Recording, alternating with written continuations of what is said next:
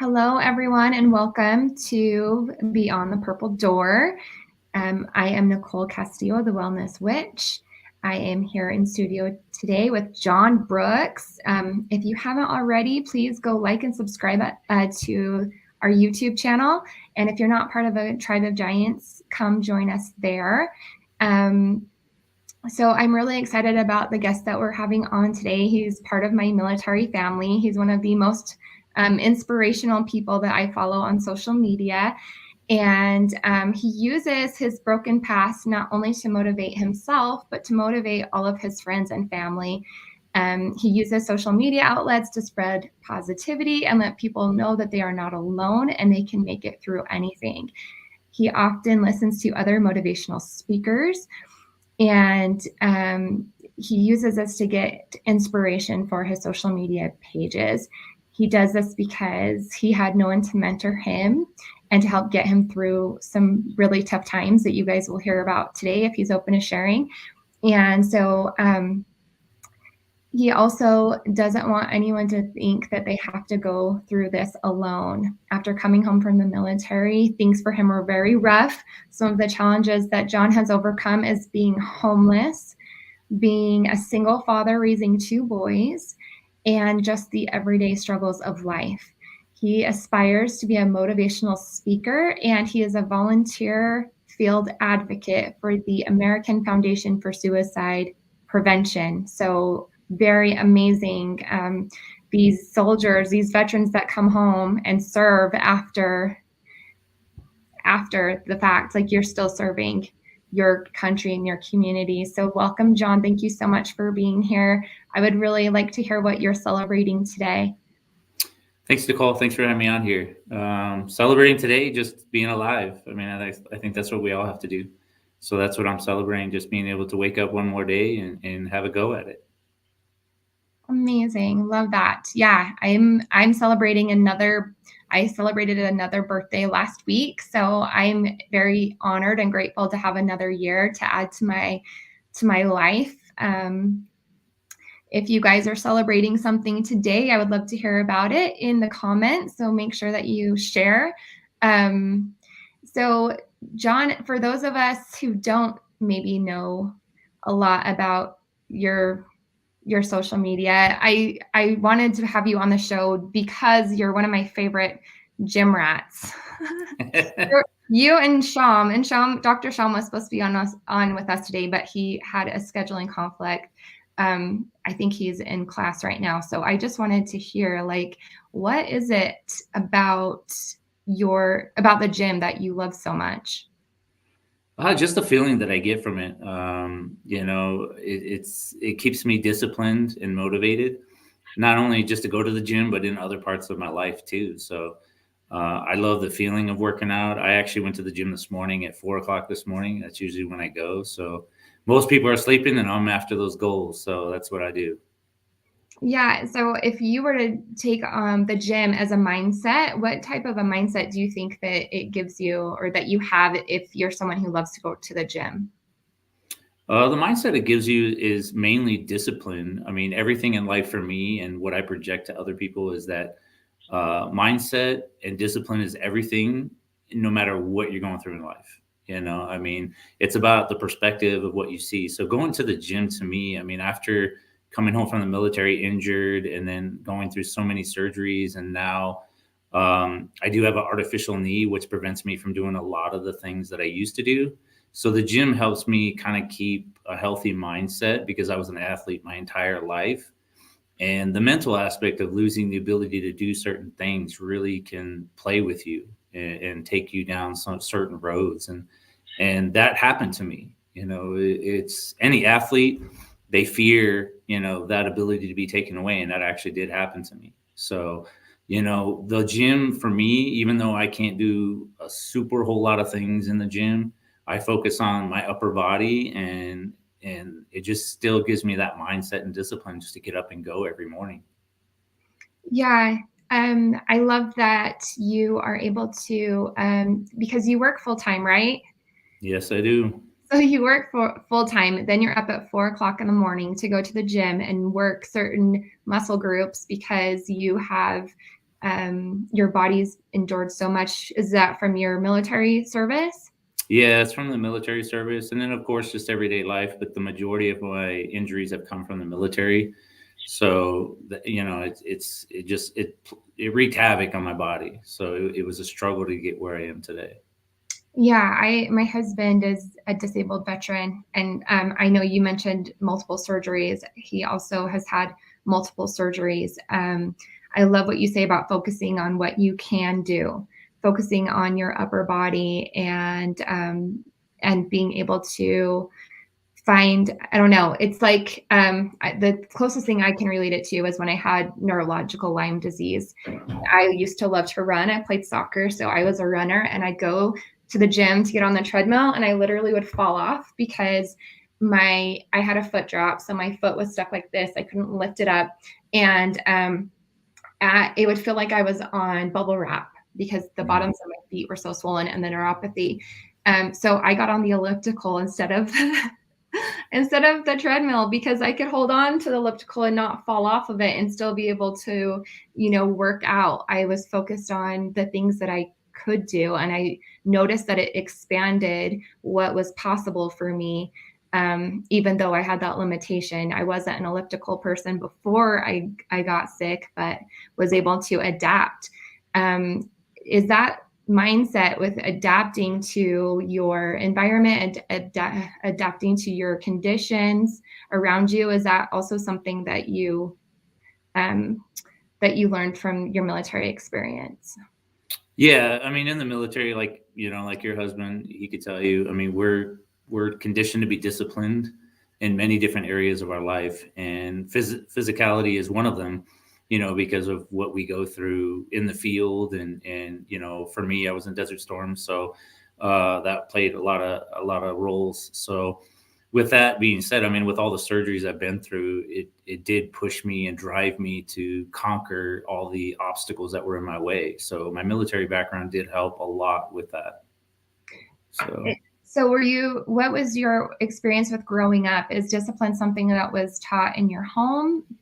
Um, yeah, I mean, I grew up in a very strict household, kind of old school. I mean, we did get the whoopings every once in a while, if you weren't doing what you were supposed to do. But yeah, I grew up with a very, very strict household, and I kind of raised my kids the same way. So a lot of the discipline came at an early age, but the military just kind of solidified it all for me.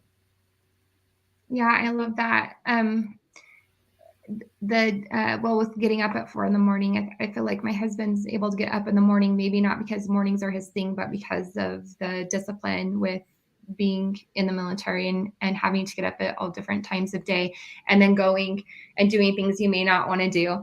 When we were stationed in South Korea, I know that soldiers would be like out partying till like 3 in the morning and then have to get up and go to PT at 5 in the morning. So it's like Right.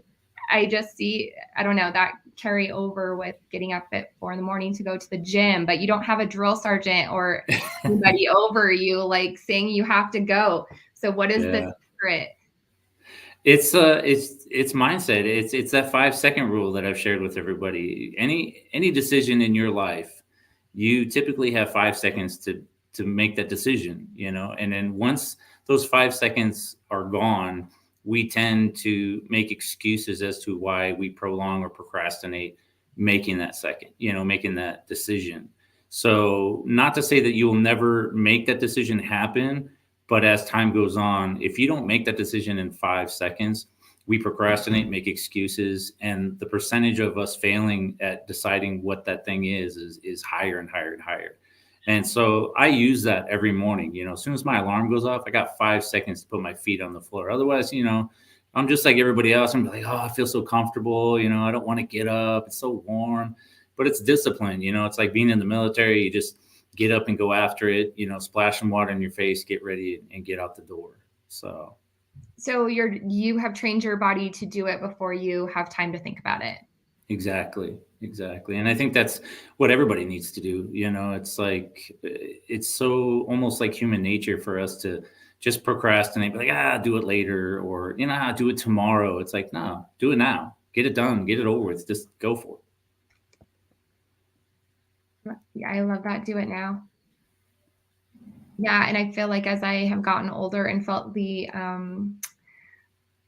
like my I can feel it in how I show up if I don't do it right away. If I say I'm gonna do it later and then I just keep putting it off, and then like the consequences of that.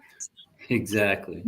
And Exactly. then how many people find themselves in a place where they're not happy with their health because they're putting it off. They're putting themselves off for another day. And John has a lot of excuses not to go to the gym, right? Like you probably have more Oh excuses yeah. than I do. For Yeah. sure. I mean, we can all make up plenty of excuses not to do something, and for me, it's just like, it's like, I'll just go tonight, or I'll go later, or, I'll leave in 5 minutes, and then 5 minutes becomes 10, 10 becomes 20. Next thing you know, you don't have enough time to go because you got somewhere else to be. So, like me, I work full time, so I have to be to work at a certain hour, and I sacrifice my time. I get up at 4 because that's what I want to do. I have goals to achieve, and they're personal goals. They're not for anybody else. They're just for me, just to get to the gym and work out and make myself healthier as I get older. And then like with my disabilities, it helps keep them, with me continuing to work out, it helps my body breaking down, it makes it not break down as fast, is what I'm trying to say. So, Yeah. Yeah. And the mindset muscle too of being able to go and still, again, focusing on what you can do and not what you can't do. Um, exactly. so do you have it set in your schedule? Do you look at your day every day and like set a schedule and like this is the time that I'm going, or do you just do it first thing to get it out of the way? I do it first thing in the morning. I don't keep a schedule. I just know, like, I want to go on these days, and then I go, okay, I'm going to go. So unless something actually comes up to where I absolutely cannot go, I mean, I get irritated. Like if something messes up my schedule, if I can't go to the gym, I'm like frustrated. I'm irritated, and I try not to project that because I try to stay positive, but I do get frustrated if I can't go to the gym. I'm like, oh, I get so irritated. But no, I don't really have a schedule. I set my alarm at 4 o'clock. I get up, get ready, and I'm out the door, and I'm at the gym by 4:30. 4:30, 4:45. I'm there for at least an hour and a half in the morning, and then rush home, get ready, head to work, and I got a 10-hour, 12-hour day depending on how busy I am. Yeah. What a great mindset to just be able to. How long do you think it took for you to get to the point where you just roll over it for? Was it a gradual process or? I started getting frustrated because I would go to the gym in the afternoons, and there was just so many people there, and I can appreciate everybody wanting to be healthy. I just got frustrated because there was just so many people there, and and I'm not sure if you noticed. Well, you work at home, but I'm not sure if anybody notices. But like a lot of people play on their phones, and it's almost like they're not there for a mission. They're not there for goals, and I'm there. I got a workout regimen, and it takes me an hour and a half to get it done. And that's just without any breaks. I do what we call supersets. Even at my age, I'm doing supersets like this morning. I mean, I'm doing like 6 different exercises at the same time, like just with 30-second, splits. And I'm just like, I get frustrated because people are just playing around at the gym. So I decided, you know what, I'm going to go at 4 o'clock in the morning. And it was the best thing I ever did. It was the best decision I did. There's hardly anybody at the gym. I can get through my workout quick. It's still an hour and a half, but I mean, I don't have to wait. And I'm not trying to say I'm impatient, but it's like when you see people playing their phones, hogging machines, this and that, it gets a little frustrating. It's like they're not there to capitalize on their time. So, Yeah, and that's why I have a home gym is because I was training for a bikini competition. My coach actually lived in Las Vegas and he was like he was a Marine and he was or I think he was a Marine when he was in the military. I can't remember now actually. He's going to be upset. I think it was Army actually. But he would like not take any of my excuses, like no bullshit. So like I would go to the gym and it would be 4 hours sitting and waiting for a machine, and then a machine would be broken and I would literally get in my car and drive to the other gym across like across from like Harriman to Riverton, like 2 different cities, like I would drive for the machine that wasn't broken, because that Right. is how, like, I'm not going to tell my coach, well, the machine's broken. No. But my husband got sick of waiting for 4 or 5 hours. I would have people that would just take their bags and put their bags on the benches, or girls playing on Right. their phone, and or doing the selfie thing. And I'm like, I want to get in, get my workout done. Like, I could have had this done in 45 minutes, and I have to do everything in the order that my coach gave me. So I can't Hmm. be like, oh, well, that's open or this is open. Um, and so finally it was like home gym for Nicole. And even with home gym for Nicole, it doesn't mean I'm in there every day. And once I am in there, it's hard to get me out. Right. Yeah. I mean, I'm the same way. It's tough when people hog the machines, and like you, I have a certain regiment. Like, I want to do it in a certain order. And when I was going in the afternoons, I would have to alter that, and it does affect your workout. A lot of people don't think so, but when you're used to doing it in a certain order, when you change that order up, your muscle groups are like, "Whoa, wait a minute, what's going on here?" And then, you might be doing another exercise and it's a little bit tougher, So I like to try to keep that consistency. So Yeah. Well, and when you're having a body type of what you're trying to build. So for me, trying to build for like a bikini comp athlete, I had to do those exercises in that order to right, build exactly. that body type. So what you're saying is 100% spot on. And if you go to the gym, it's like being mindful of other people re-racking your weights. I like free weights. What's your jam when you go Oh to yeah, the gym? Are you a free free person like me? free weights all the way. That's what I love, free weights. And it does get frustrating when people do not re-rack their weights. I'm like, geez, man, it's like, and then it's like right there, like they're literally 2 steps away from re-racking, and they just leave it there. So Yeah, it's very interesting when you're in there with a mission and goals. And so I wonder how many people go to the gym and don't have a mission, don't have goals. Where do you have apps that you use, or how do you come up with the exercises, the muscle groups, and everything that you work during the week? I've been working out actually for the majority of my life being an athlete. So I'm pretty familiar with muscle groups and this and that. In fact, I've had a lot of friends um, implore me to help them, create workout regimens for them because they see how long I've worked out. So, I mean, there's an app I use to keep track of what I do, but not to create my workouts. I actually do all my own workout regimens. I know a lot about the health aspect of it, even though I'm not big on health food. Yeah. So that's the only reason I used to do some personal training back in the day, and I've been, a lot of people have pushed me like, oh, you should do it again, you should do it again. And I kind of feel like a hypocrite because I'm not huge on healthy foods.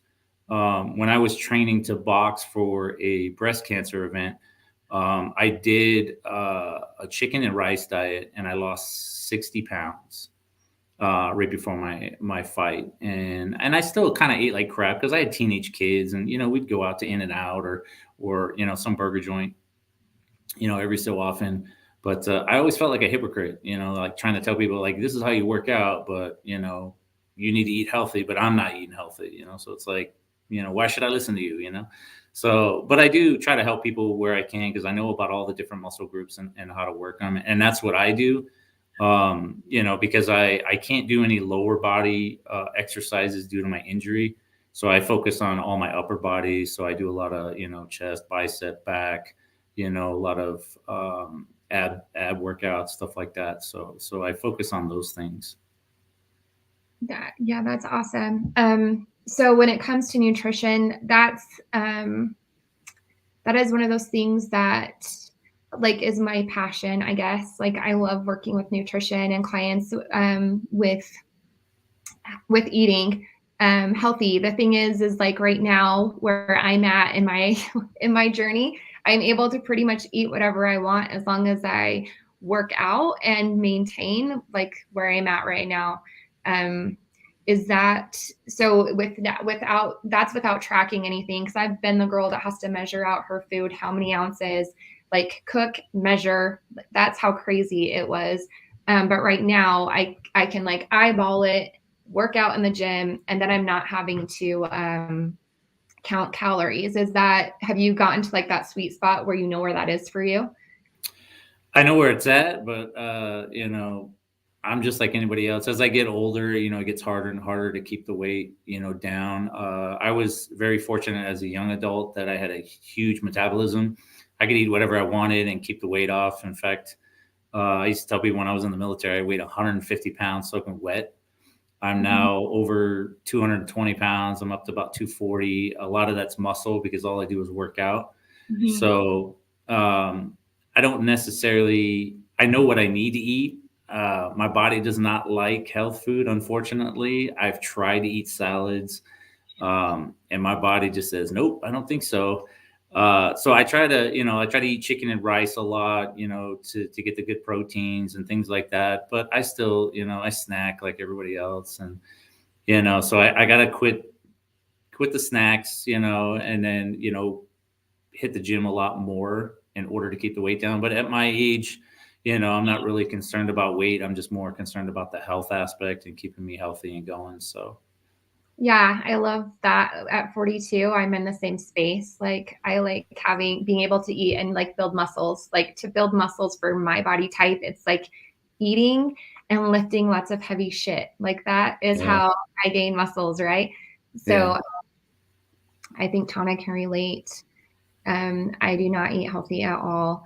I I wonder too how much food has changed since we were younger. Like I always think about how the food has changed and evolved since we were younger.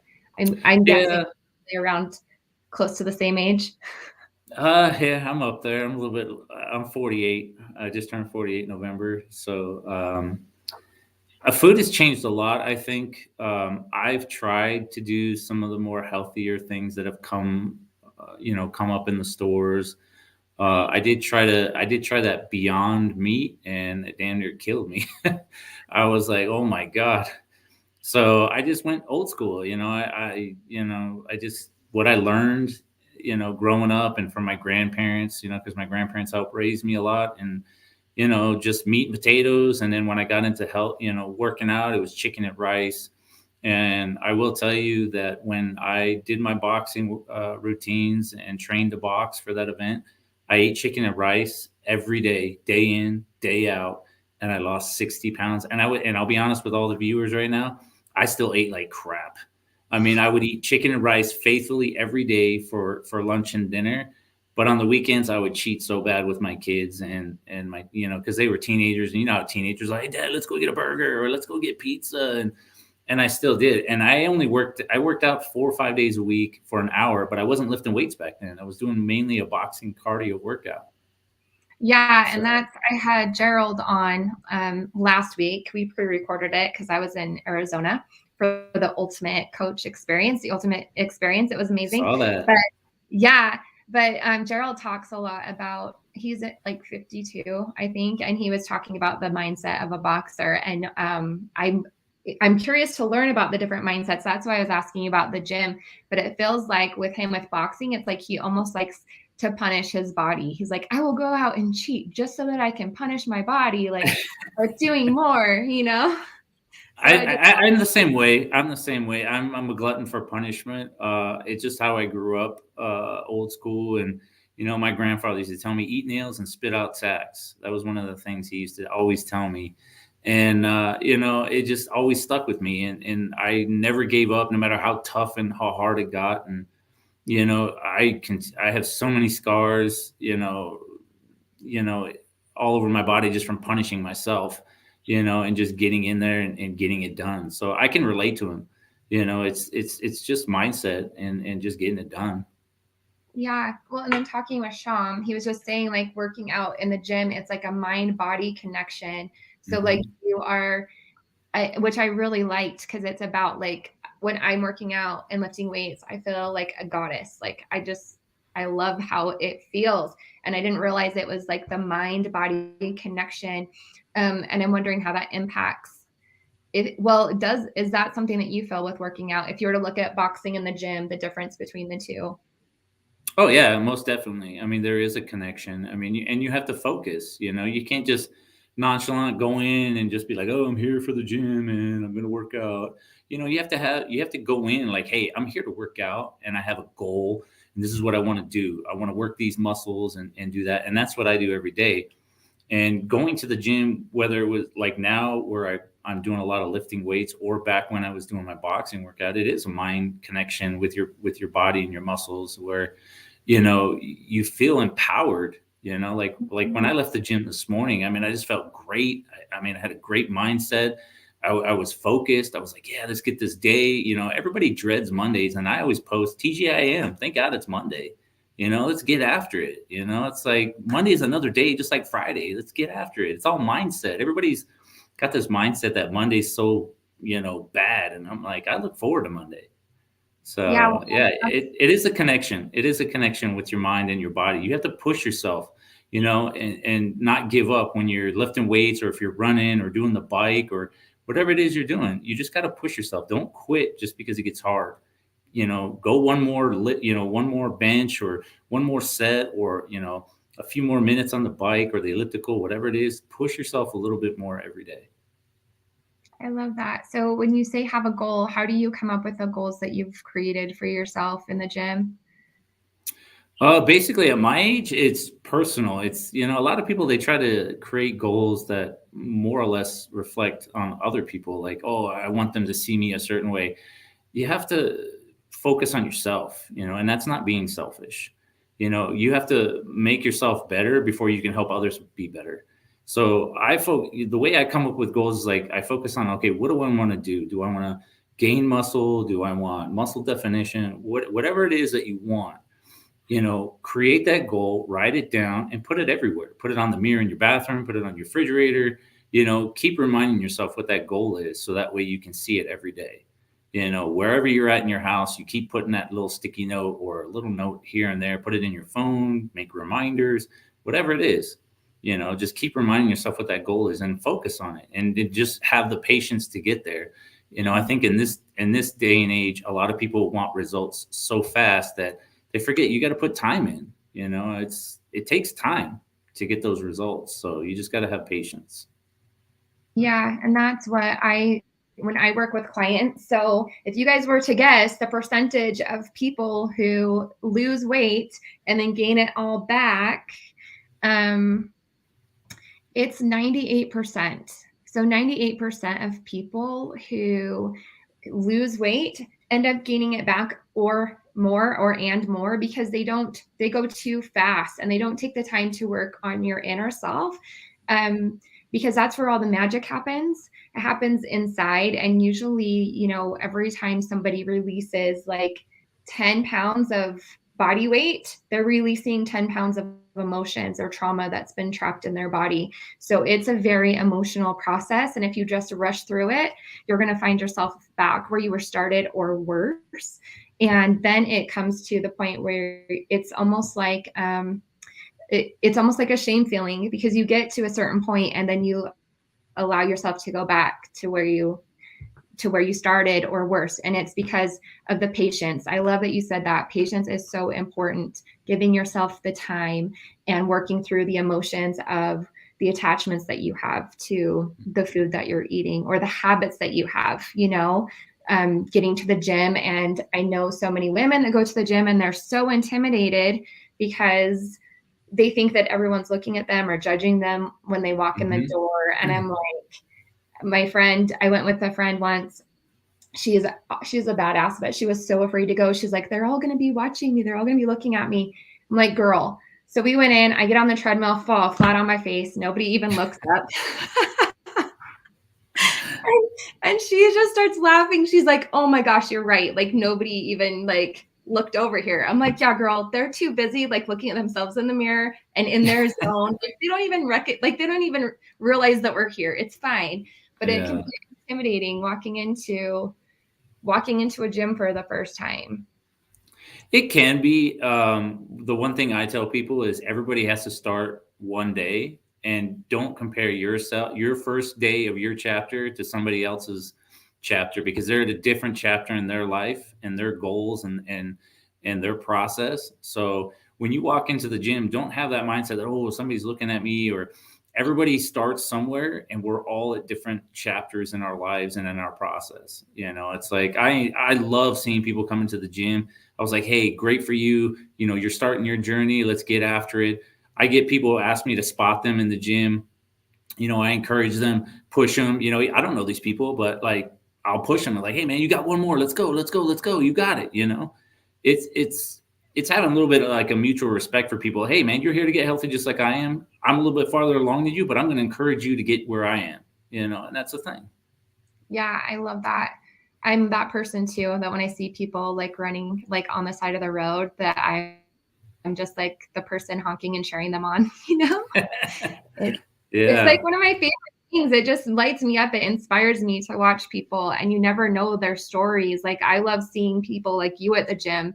The guy that's there with a prosthetic leg that's wearing, a Marines t-shirt, Yeah. and he's out there just busting his ass.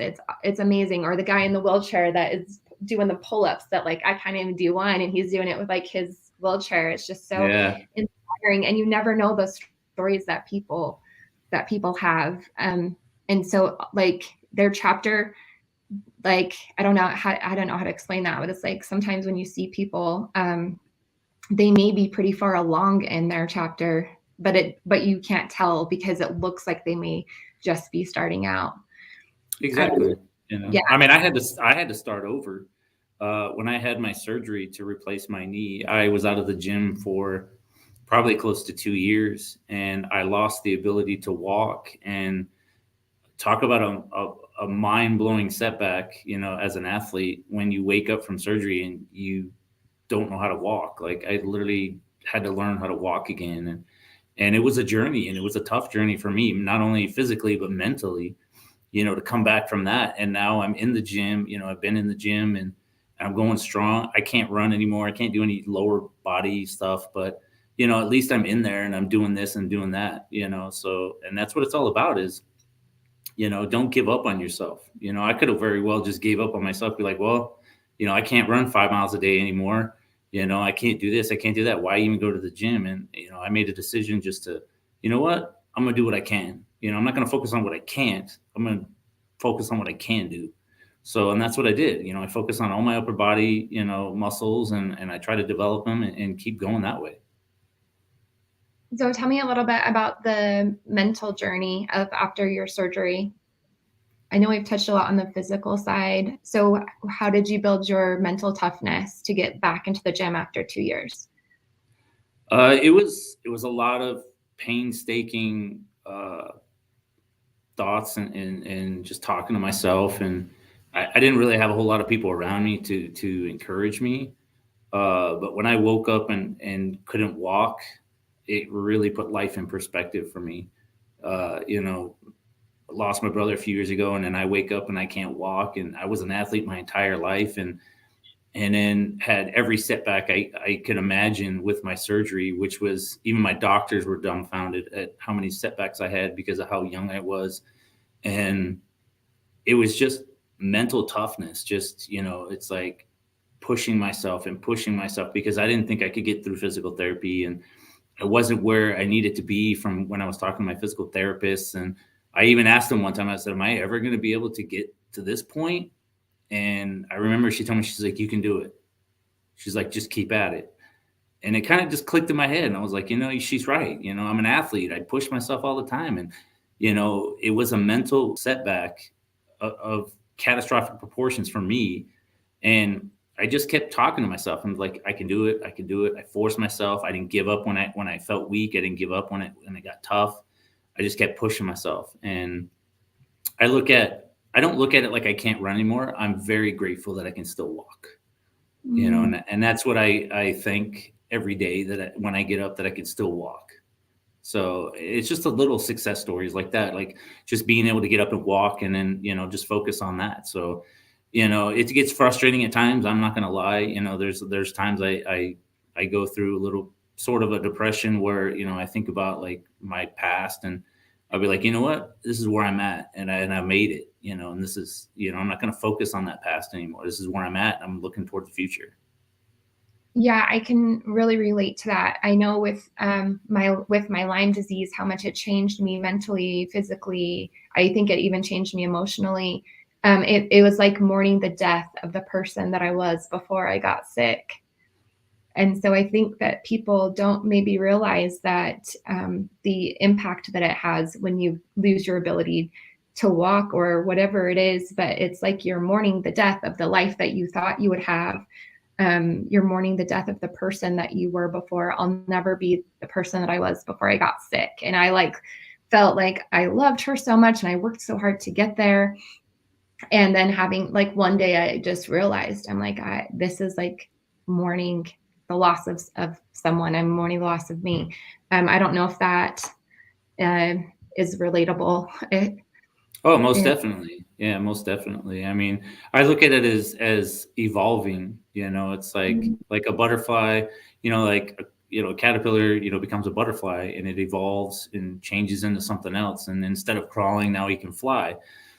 So like for people like me and you who have gone through some stuff and we become different people than we were before, instead of focus on what we were, now we focus on who we are, and we keep pushing forward and overcoming each obstacle that comes our way, because I still get obstacles with my injuries, that I have to overcome, and it gets frustrating. It's like, I can't get down and get underneath my truck and start fixing stuff because of my injury, or I can't do certain things. Once I have grandkids, I can't get on the floor and play with them. And, so it does get frustrating, but you got to focus on the good and not the bad. yeah, I think for me, I met my husband right around the time when I was really, really sick. And so I was like, I got diagnosed in December. I got sick in March and I'd met him in May. So he kind of met me in the middle of all this.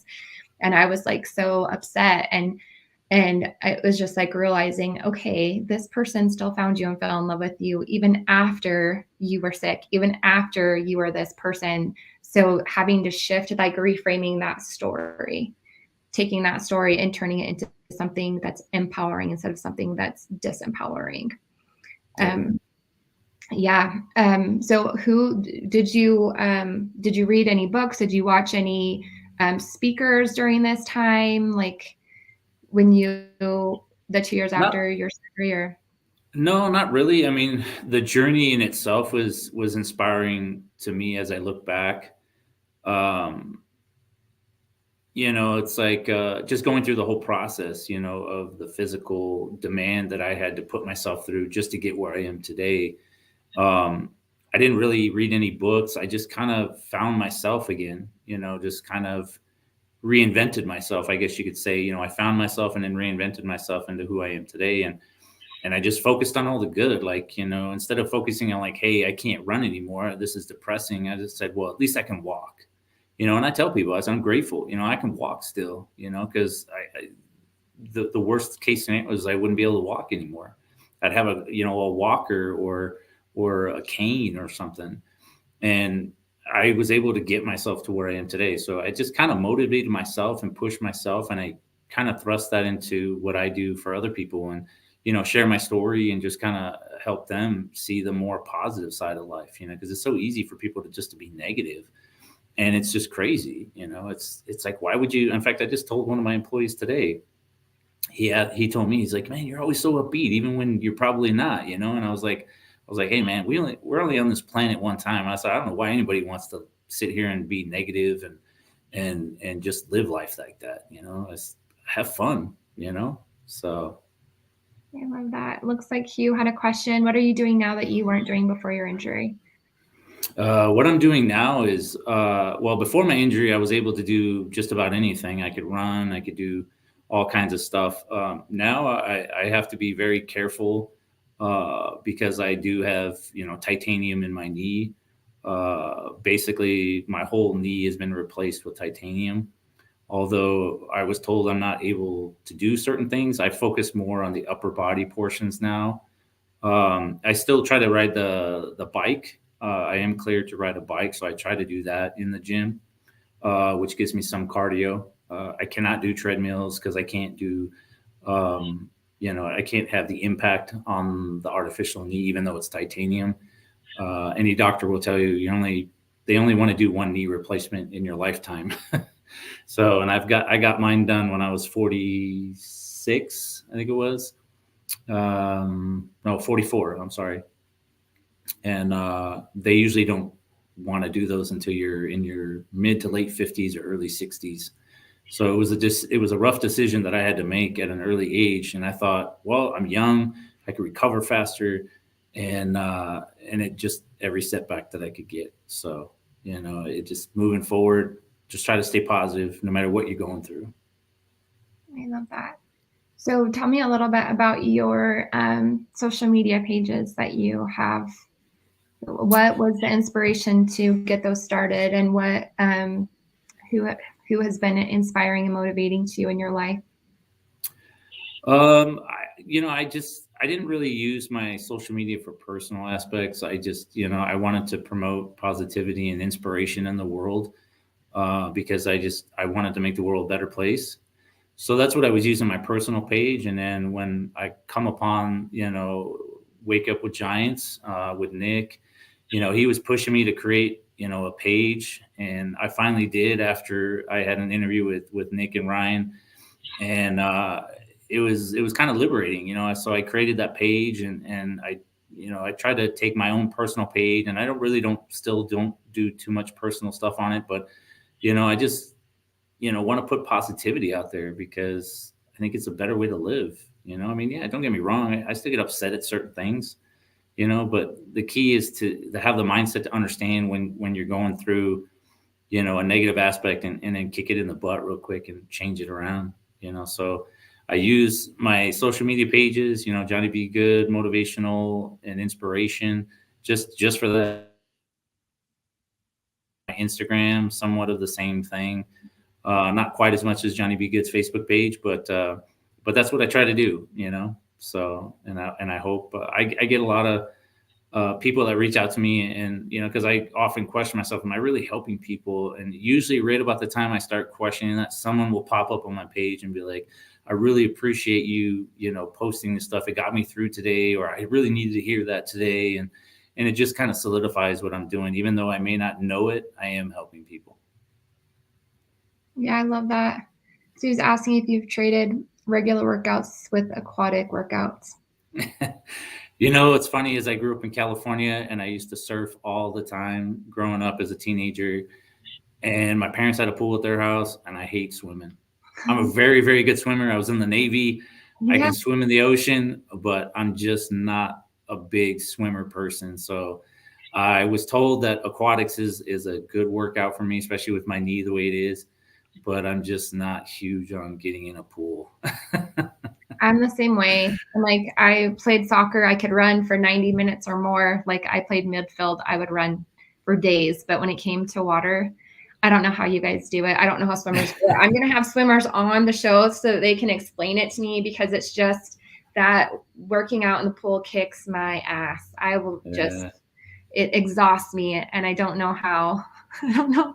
I want to know about that mindset, the swimmer's mindset. Yeah. Is it just, Yeah, I don't know. I don't know if it's I don't like to be wet or what. I just, like I said, I grew up surfing in California. I mean, I swam, way out in the ocean, and then being in the Navy, uh, you know, they train us out in the ocean just in case, our ship was to sink. There's simulations that we've gone through, and I was able to tread water for tons of time. And it just, I don't know. I'm just not big into water right now, although it's probably one of the better workouts I could probably do right now. So, yeah, just something fun to explore as a possibility. Thank you, Hugh, for that, for yeah, throwing thanks you. the possibility out there. That's awesome. And he also said here, fill the negative, display the positive. Exactly. Always project the positive. Yeah. So it's powerful stuff what you do. And is there anything else that you'd like to share with our well, I'm just going to say, if you guys haven't watched John's interview on Wake Up with Giants TV with Nick and Ryan, go check it out. It is one of the most viewed episodes of Wake Up with Giants TV. I think it has 1.1K, so into the thousands of views. And his story is just incredible and totally could relate to a lot of what he shared there. So you guys definitely go check that out. Jonna, is there anything else that you'd like to share or touch on today? Maybe like, I'm curious, like, who's your favorite motivational speaker? Like, I know that's a arena you're wanting to get into. Do you have favorites? I do actually. Les Brown is one of my ultimate favorites. He comes from way back in the day. He's still doing it today. Eric Thomas is another one, and Tony Robbins are probably my top three that I try to listen to regularly and just get points from them and just to stay motivated. Because even us motivators need to stay motivated. So Yeah, I know that Laban Ditchburn, he was at the event that we were at in Arizona, and he was doing an interview with Les Brown, and it totally reminded me of you. I already knew the answer to that question, but I was like, oh my gosh, it reminds me of John. Just in the way that you show up. And E.T., the hip hop preacher, he's one of my yeah, favorites too. And Tony Robbins, like, who doesn't love Tony Robbins? But yeah, he's the original, the OG. I like to call him. yeah, no, I like the old school feel that you just have with life. And I don't know, I feel like that's something that the world could use a little bit more of lately. So Definitely. yeah. Usually but at the end of an episode, we will do action steps. So if you were to give our viewers 3 action steps to take on this week, what would they be? Use the 5-second rule. Whatever decision you want to make in your life, you have 5 seconds. So use that as you move forward to make decisions in your life, whether it be working out, going somewhere, planning something. It's too easy for us to procrastinate and make excuses of why we can't do it. You have to make time. I get up at 4 o'clock in the morning, not because I like to, not because the military disciplined me to get up super early and at odd hours of the day, but it's because I've carved out that time and I've sacrificed some of my sleep time just to make sure that I could get these things done in my life. So yeah, the 5-second rule is one of them for sure. Okay, love it. What's action step number 2? Mindset is everything in life. Is something that I've learned. Mindset and discipline. So just like we work out in the gym, which we're working out our muscles, your brain is a muscle too, and you have to work those things out too. So, carve out time to work on your mindset. Mindset is everything in life. No matter what you're going through, it's mindset. Everything is mindset. Okay, perfect. And action step number 3. 3, huh? Just stay focused. Focus on what you want and go after it. That's the thing. I post when I go to the gym on social media. And the 3 things I always say is mindset, discipline, and stay focused. So stay focused on what it is that you want to do, whether it's gym or you want to travel somewhere or whatever it is in your life that you want to achieve. Stay focused on it. Use those sticky notes and put them in your bathroom mirror, put them on the refrigerator. Keep reminding yourself so that way it's always in the forefront of your mind to achieve that goal. Love it. I also love too that you talked about tracking your progress in the gym. Real quick, do you have any specific apps that you like to use to track your progress in the gym? Yeah, I could tell you. Let's see. The one app I use is called Full Fitness. And you can create any workout you want on it. I think it cost me $2.99 back in the day, and I've had it for years.